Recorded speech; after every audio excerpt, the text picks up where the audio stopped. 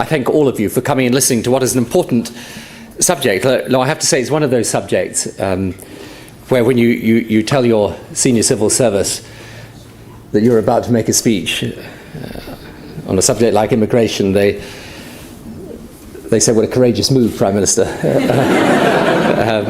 But there it is. Anyway, here goes. Immigration and politics do not make easy bedfellows. They never have. We need few reminders of what can happen when the politics of immigration gets out of hand. And let us also be very clear that those who warned of disaster back in the 1960s and 1970s if migration was not stopped, who said Britain would never accept or be a multiracial society, have been proved comprehensively wrong. On the other hand, there is no doubt that on the doorstep in local communities, immigration has suddenly become very high in the agenda. Why? It is not, incidentally, an exclusively British issue. This is a worldwide phenomenon. Immigration has dominated elections in countries like Denmark, Austria, and the Netherlands in recent years. Le Pen rose to prominence in France, as we know. In Australia and New Zealand, it has been a central question, sharply dividing the main parties. Migration flows across the world with increased opportunities to travel, and globalization are driving the issue.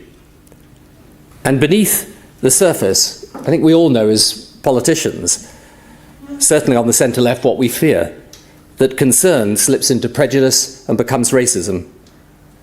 But we cannot simply dismiss any concern about immigration as racism.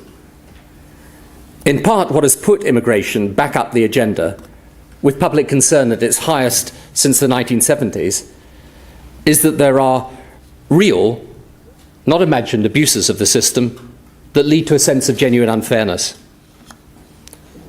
There were real problems with asylum. Some immigration procedures have clearly been at fault. Some rules introduced for entirely legitimate reasons have been subject to systematic, often criminal fraud. And many of these systems simply need bringing up to date. Then there are high-profile examples of the absurd, not many in number, but very damaging in terms of impact, like radical clerics coming here to preach religious hate, or people staying here to peddle support for terrorism. The combination of all these things, with the reporting of them not exactly calculated to douse the flames of concern, lead to a crunch point, and that, frankly, is where we are now.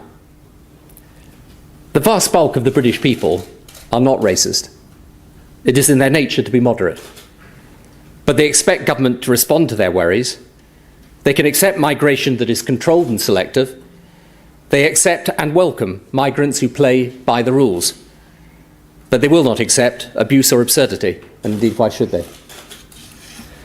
So I think now is the time to make the argument for controlled migration simultaneous with tackling the abuses we can identify.